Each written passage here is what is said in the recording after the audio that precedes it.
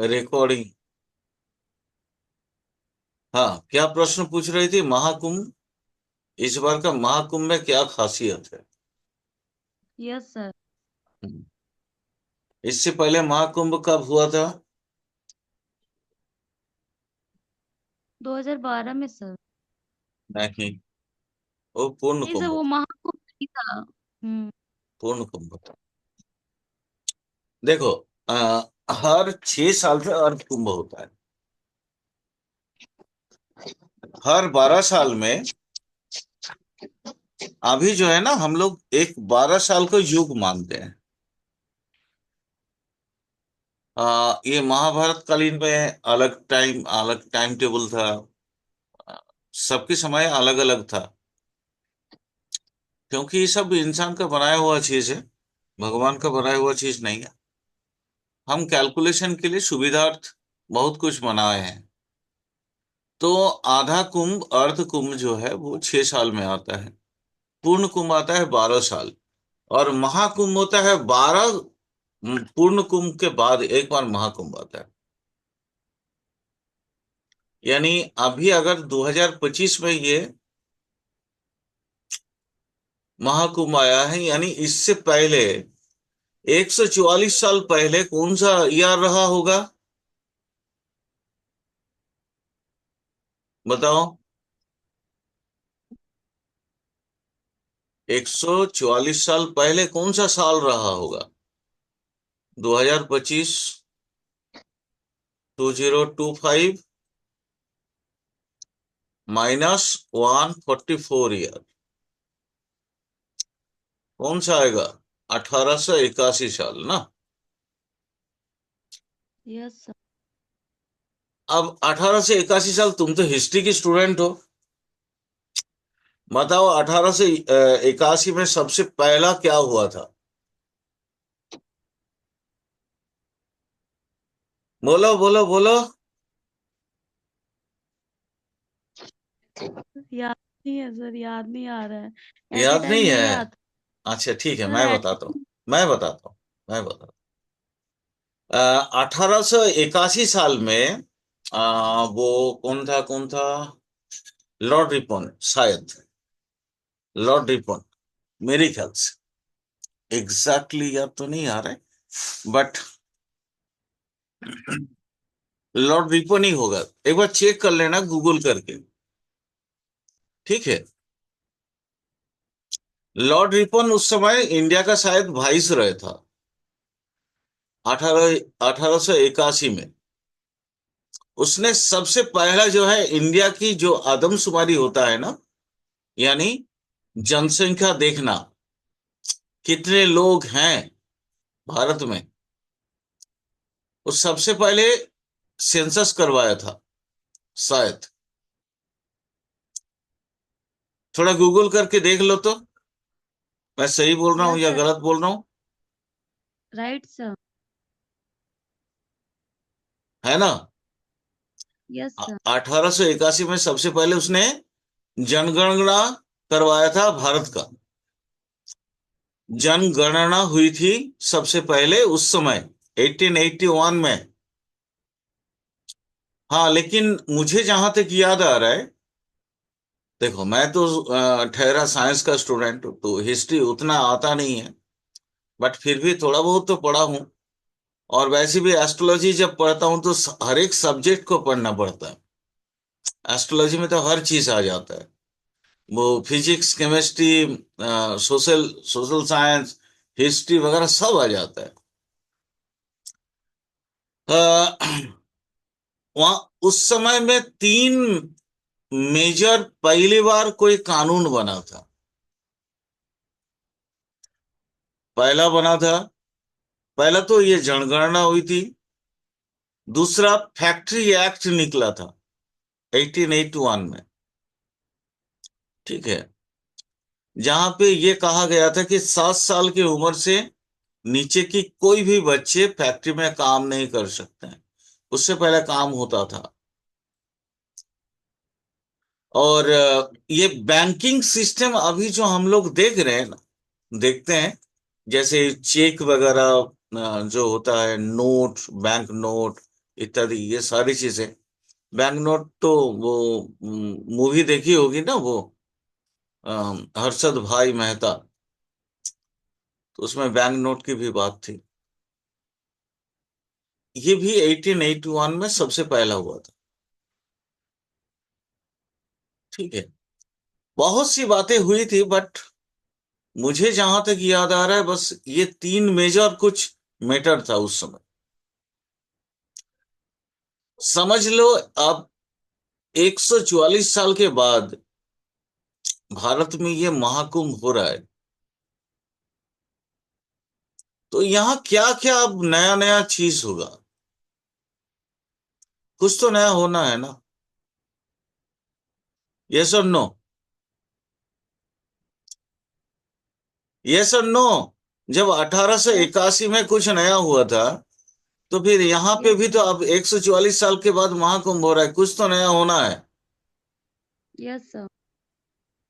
अब देखो, सबसे पहला नया क्या चीज हुआ है 2025 में, थोड़ा पता करते हैं। ये महाकुंभ लगा कहाँ पे है? प्रयागराज में। प्रयागराज 2025 में तो हुआ नहीं है, उससे पहले ही हुआ है।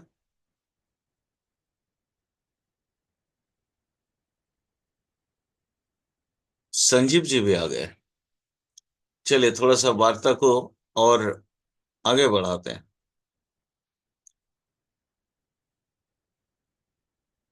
संजीव जी, प्रयागराज तो आज का नहीं है, बहुत पहले का है, 2-3 साल पहले हुआ है ना, या उससे भी पहले हुआ होगा। एग्जैक्टली डेट तो याद नहीं है इलाहाबाद से प्रयागराज होने में, किस वक्त जोगी जी नाम चेंज किए थे। एग्जैक्ट तो डेट याद नहीं है यार, याद नहीं है मुझे अभी।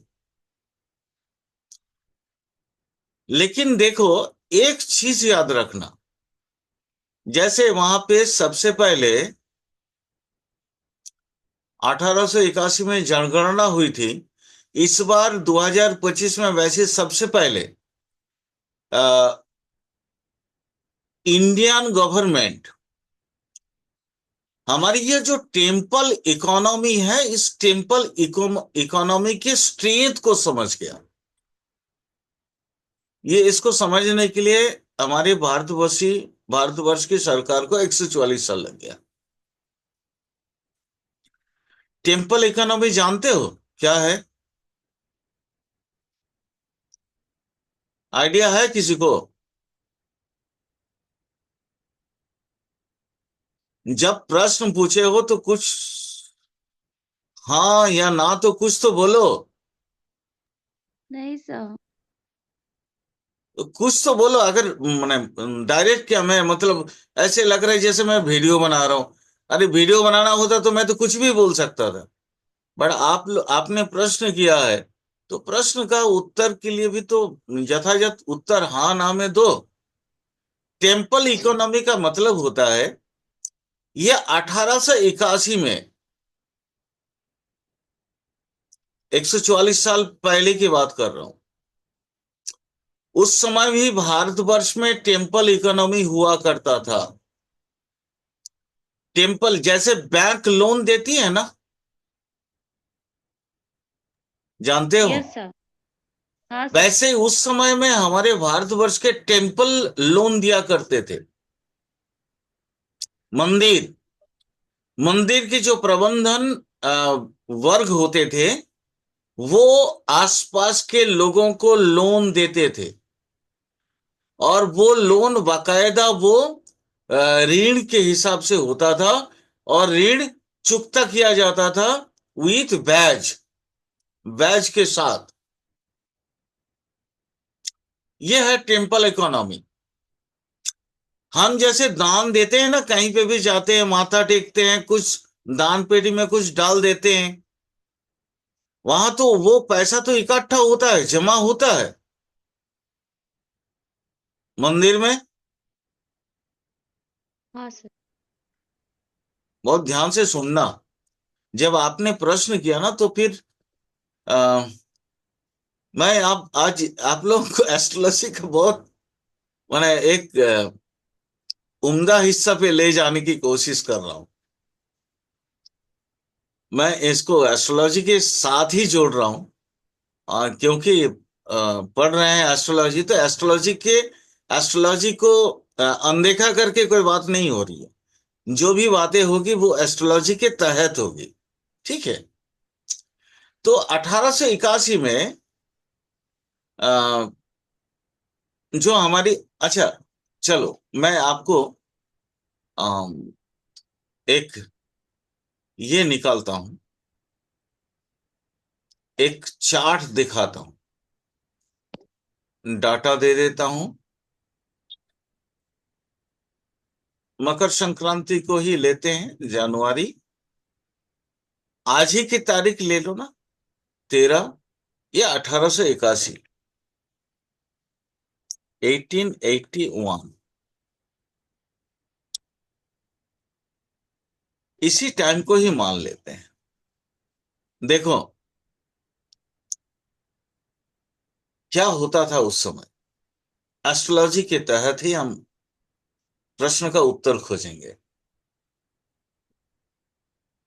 Rahu Mars marker in fifth house, Saturn कमजोर होके बैठा है नाइन्थ हाउस में। ओके। यानी अगर हम देखते हैं तो यहां पे क्या क्या चीजें दिखाई देती है। Moon Ketu in eleventh house, Venus ascendant के बिल्कुल विपरीत में सेवेंथ में, जुपिटर इन एट हाउस, लेकिन है अपने ही घर में, समंदर में बैठ गया जाके मीन राशि में। वहां देखो, ये यही मैं दिखाना चाह रहा था, दैट इज टेम्पल इकोनॉमी। सेटन कौन है? प्रॉपर बैलेंस करने वाला, इन धर्मास केंद्र। साथ में कौन कौन है? राहु है, मार्च है, मरकरी है। यानी जनता, जनता, आम आदमी, आम जनता, वो कैलकुलेटिव होके चीजों को देता था मंदिर को। मंदिर थ्रो, अगर त्रिकोण थ्योरी देखते हैं तो यहां से यहां और यहां से यहां ये सर्कुलेट होते थे। यानी आम जनता जो पैसा देती थी वो मंदिर में जमा होता था, और मंदिर से फिर वो सर्कुलेट होता था आम जनता पे। यही धर्म त्रिकोण है ना यहाँ पे। जी लक्ष्मी मैम, ध्यान से देखिएगा। जी सर। हाँ, ध्यान से देखिएगा। और यहाँ पे जी ना सर। थोड़ा, मतलब वो प्रश्न उत्तर की आवश्यकता भी होगी। सर वो मैंने देख लिया, जो आज का लगन निकला है वो 4 नंबर का, और लग्नेश अपने से 12th बैठा हुआ है, वो तुरंत मैंने वहां पे दृष्टि दे दी सर। हाँ, आज का नहीं, ये मैं 1881 का निकल दिया, जी सर। आज ही का डेट का। जी जी सर। तो आप देख रहे हैं ना, माने चीजें उस समय, मैं ये जो टेम्पल इकोनॉमी बोल रहा था, वो टेम्पल हम्म। इकोनॉमी उस समय बहुत ज्यादा था। तो 100, ये महाकुंभ के बाद मुझे लग रहा है कि ये टेम्पल इकोनॉमी में सुधार आएगा। सबसे पहले महाकुंभ को ही देख लेते हैं। यहाँ एक हमारे यहाँ जो अर्थनैतिक लोग हैं, अर्थनीतिविद जिनको कहते हैं, हम्म। अ, जितने इकोनॉमिस्ट हैं, उनको लगता है कि लगभग 2 से 2.5 लाख करोड़ का आमदनी होगा ये कुंभ के माध्यम से भारतवर्ष को। हम्म। और ये पैसा कहाँ जाएगा? जनता के माध्यम से तो जनता जनता को के। जाएगा। जी सर। जी जनता सर। ही, जनता को ही जाएगा ना। जी गवर्नमेंटल सर। रेवेन्यू भी आएगा, सरकार को भी, जी सर। है ना, बहुत ज्यादा इनकम प्राप्त होगा। ध्यान से देखना, बहुत ध्यान से। ये देखो, ये पहले का थोड़ा सा, मैं पहले वाला 144 साल पहले की कहानी थोड़ा सा बता दूं। उसके बाद फिर हम्म, आज का बताता हूँ। देखो ठीक उस है। समय भी टेम्पल इकोनॉमी बहुत मजेदार हुआ करता था, क्योंकि ये जो भी सप्तम भाव होता है, सप्तम भाव किसका है? आम जनता का है। तो जी। आम जनता लक्ष्मी रखती थी अपने पास, वो सोने की चिड़िया के अंदर हुआ करता था। इसीलिए भारतवर्ष का नाम, और ये बाहरी जितने ताकतें हैं, और इसी के लिए भारतवर्ष पे आक्रमण हुआ करता था। ये 1881 जो है हमारे यहाँ पे वो अंग्रेज का जमाना था। हम्म। अंग्रेज की गुलामी करते थे हम। बट भारत के लोग जो है वो अंग्रेज के गुलाम, माने अंग्रेज शासन करते थे बट गुलाम नहीं हुआ करता था। आम जनता लक्ष्मी उस वक्त भी रखती थी, आम आदमी। और ये टेम्पल इकोनॉमी उस समय भी चलता था। और आज का देख लेते हैं, इसको हटा के आज का तुरंत निकालते हैं। देखो कैसा अंतर आएगा। आप देखो, यहां देखो, अब सेम मजेदार चीज आ रही है। 4 8 12 के कॉम्बिनेशंस।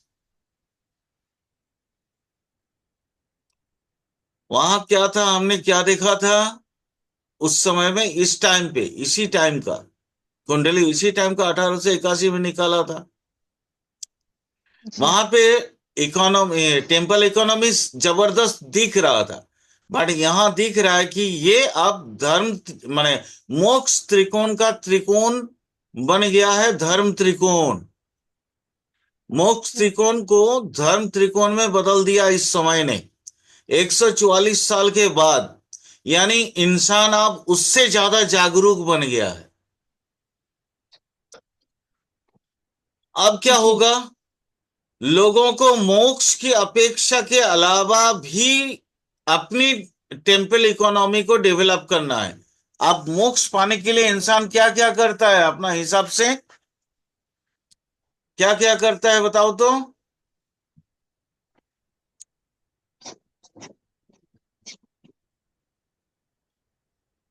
क्या क्या आपने करता है? किसी सर उनके जितने भी कर्म हैं उनको पूर्ण करता है।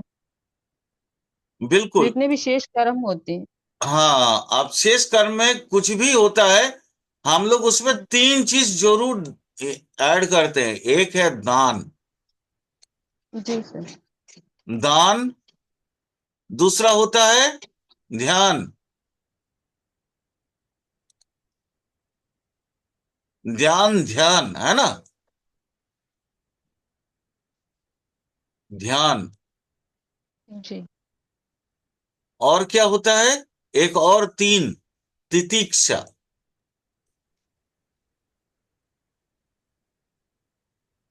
एक बोला जाता है इसको तितिक्षा। सर प्रतीक्षा मतलब है? सर इसका मतलब क्या होता है? हाँ बिल्कुल।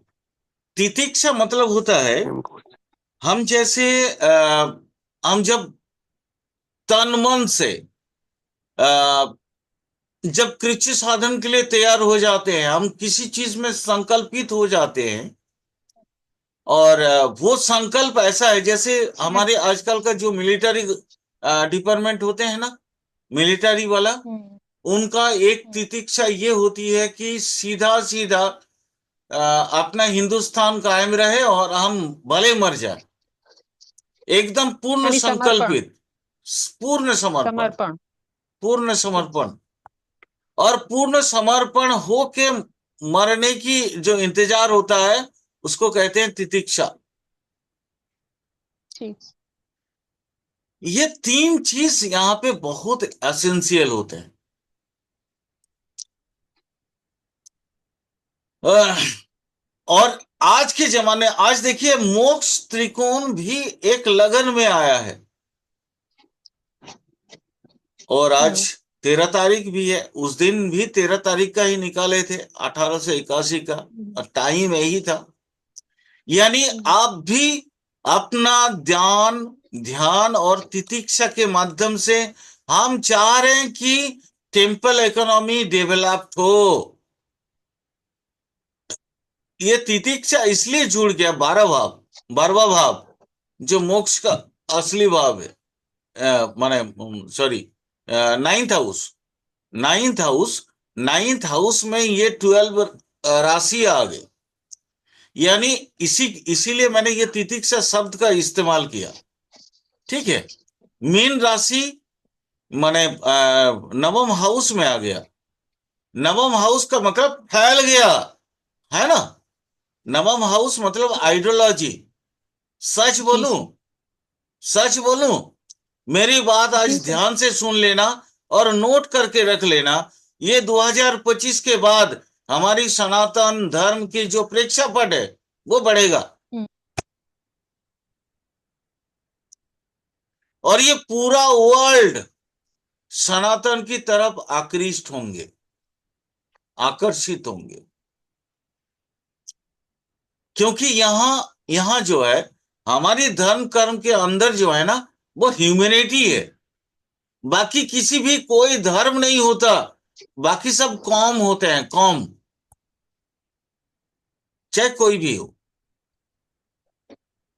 सर आपकी चीज तो परिलक्षित हो गई, काम त्रिकोण में जुपिटर आ गए हैं। बिल्कुल वही तो बोल रहे हैं हम, इसीलिए तो बोल रहे हैं।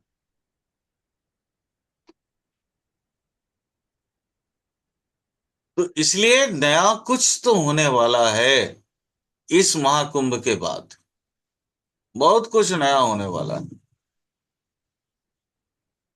सर अगर हम यहाँ से ये प्रेडिक्ट कर सकते हैं सर, अर्थ त्रिकोण को देखिए तो क्या कहते हैं, व्यवस्था में सुधार होगा। बिल्कुल मैम, एकदम सही बोला आपने। 100% होगा।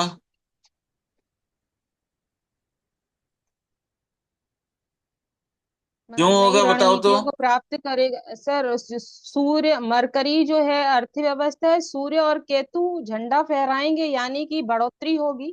यस, इस महाकुंभ के बाद अपना भारतवर्ष की इकोनॉमी डेवलप होगा,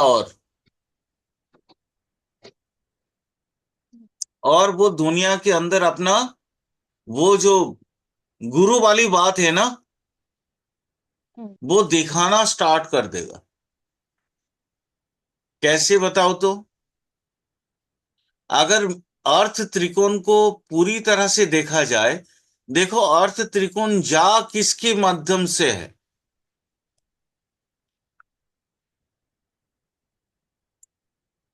जा किसके माध्यम से रहे हैं बताओ। सर केतु। सप्तम, हाँ सर वही, केतु सॉरी, फोर्थ हाउस। सप्तम राशि, सप्तम राशि। जी। इसके मालिक कौन है?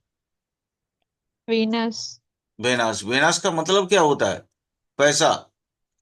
वेनास ऐसा। का मतलब होता है अथाह पैसा। वेनास का जी। मतलब होता है वैभव, है ना। जी। तो वैभव का मतलब ही होता है अथाह पैसा। तो भारत के चंगुल में फंस गया है वैभव। यानी आप यहाँ पे जनमानस के लिए वैभव देना सरकार बाध्य होगा। देख लेना, मेरे ख्याल से मैं आज आपको बता रहा हूं, हो सकता है अगले बजट में हम जैसों के लिए भी सरकार कुछ ना कुछ बात सोचेगी। आज तक तो किसी सरकार ने हमारे बात नहीं सोची है, कोई भी। हम मिडिल क्लासों के लिए कोई भी बात, कोई कोई भी गवर्नमेंट नहीं सोचा। बस हमको तो खाली टैक्स देना है, वो चाहे टूथपेस्ट खरीदे या टूथब्रश खरीदे, उसके बाद सुबह से लेके शाम तक, रात को सोते समय तक का, है ना। अगर एक पानी का बोतल खरीदते हैं तब भी हम टैक्स देते हैं। जी सर, भविष्य का चिंतन स्वयं करना है।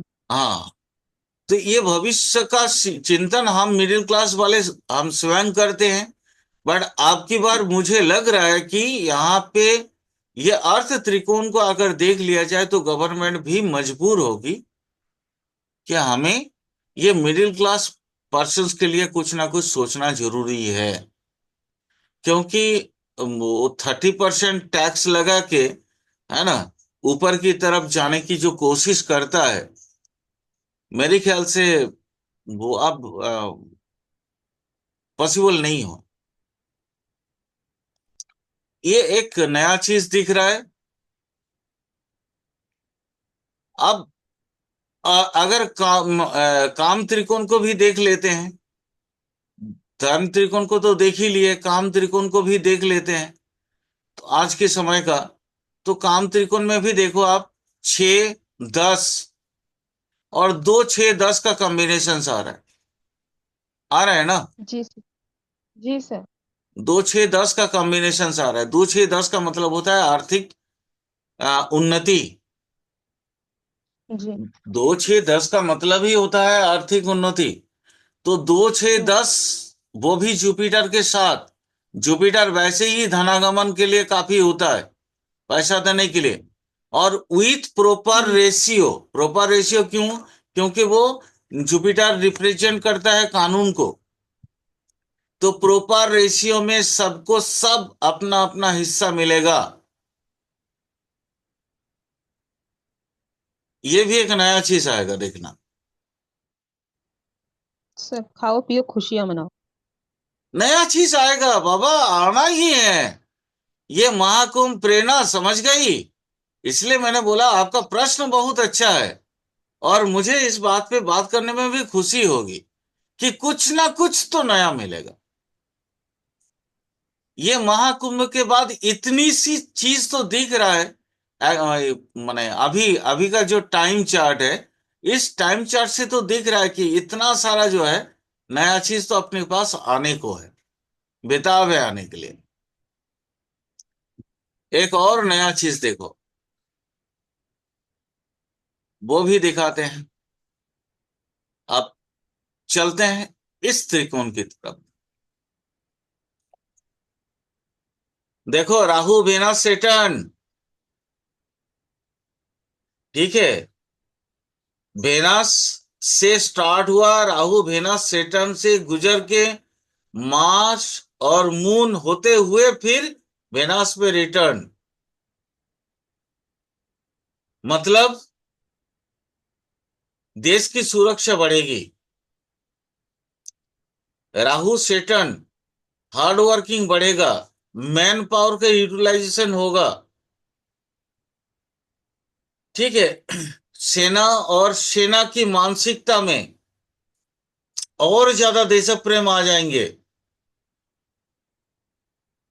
और उनके अंदर हिम्मत भरने के लिए पैसा बहुत होगा। यानी अगर आप देखो एक तरीके से कि अंदरूनी सुरक्षा के साथ साथ बाहरी सुरक्षा कवच तैयार करने के लिए अभी गवर्नमेंट मजबूर होगा। उसको नया नया इक्विपमेंट्स की आवश्यकता होगी, रिसर्च होगा। ये राहु छोड़ेगा नहीं। नया नया आर्टिफिशियल इंटेलिजेंस ही लगा के नया नया चीजें बनाएगा। और किसके लिए? सुरक्षा के लिए। सेटन और वेनस, उसके लिए खर्चा भी होगा। और सरकार वो पैसा खर्च करने के लिए नई नई चीजें, 8 हाउस देख लेना, बात समझ लेना मैं क्या बोल रहा हूं। नई नई माने पहले होता था ना, छिपा हुआ धन, गड़ा हुआ धन निकलने का पद्धति।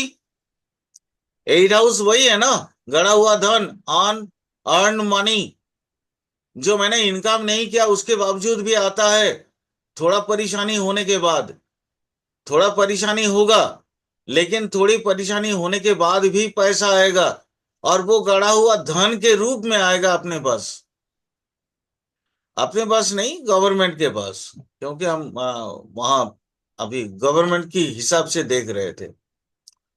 तो उनके पास पैसा आएगा, और अंदरूनी सुरक्षा और बाहरी सुरक्षा का जो कवच है वो बहुत ज्यादा बढ़ेगा। दुनिया में, देशों में जो अपना ये जो टेररिज्म वाली बात है ना, इसमें कमी आएगी। ये भी इस महाकुंभ के बाद दिखाई देगा। जो सर उठाने, अगर कोई गलत काम करेगा, क्रिमिनल ऑफेंस कुछ अगर होता है अपने देश के विरुद्ध, तो उसका संगे संग निदान किया जाएगा। ये भी इस महाकुंभ के बाद पहली बार मुझे लग रहा है कि नई चीज कुछ होने को है। तो इस बार का महाकुंभ इसलिए बहुत कुछ चीजों में बहुत मायने रखता है। क्लियर? जी जी सर। समझ आया? Yes sir. अभी और कुछ बताते हैं नॉर्मली कुंडली को देख के। देखो सेकेंड हाउस में केतु, अभी तक क्या था? अब अभी तक सरकार सेकेंड ये जमा पूंजी को अपने पे बढ़ाने की कोशिश, अपने जैसे जो ट्रेजर है वो ट्रेजर को बढ़ाने की कोशिश हो रही थी, लेकिन अब वो ट्रेजर को कट अप करके लोगों में बांटना स्टार्ट करेगा। सरकार स्टार्ट करेगी, ठीक है? यानी कहीं ना कहीं वो अपना कट अप करेगी। और केतु सान मार्कर के साथ चूंकि कनेक्टेड है, तो नेचुरली ऑब्वियसली वो आएगा वहीं पे जो टैक्सेशन वगैरह मार्करी, क्योंकि सरकार मार्करी के माध्यम से टैक्सेशन, माने मार्करी का मतलब होता है टैक्सेशन, तो कुछ ना कुछ वहां से कटअप जो है जरूर होगा, लोगों को राहत जरूर मिलेगा, बिल्कुल मिलेगा। बहुत कुछ शायद इस महाकुंभ के बाद हमारे भारतवर्ष में बहुत कुछ चेंजअप होंगे। अगर सिर्फ सिक्स हाउस को देखे तो देखो रोग ऋण रिपु, तो रोगों में कमी आएगी, यानी सरकारें कोशिश करेगी कि नहीं नहीं कुछ ना कुछ मेडिसिन की नया नया डेवलपमेंट का कोर्स वो स्टार्ट करेंगे, कुछ ना कुछ नया होगा जो आज के दिन के लिए, मतलब जैसे 1881 में जनगणना स्टार्ट हुई थी, वैसे ही आप संख्या को नॉर्मलाइज करने के लिए और अपने एवरेज जो माने क्या कहते हैं एज है, औसतन का जो एज है, उम्र है, उसको बढ़ाने के लिए सरकारें जरूर प्रयास करेंगी। ठीक है? ये भी एक नया चीज देखने को मिल रहा है। देखो मेष राशि आके 10th पे बैठ गया,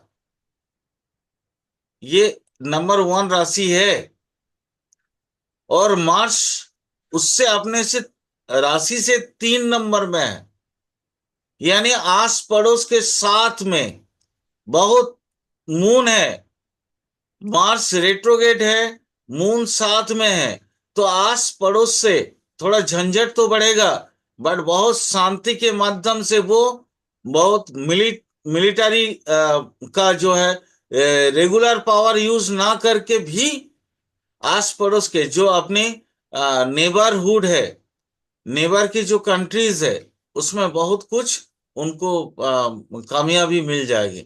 जैसे अभी ये जो बांग्लादेश वगैरह जो अपना पर फैला रखा है ना, शायद इसको काटने में भी सक्षम हो जाएंगे।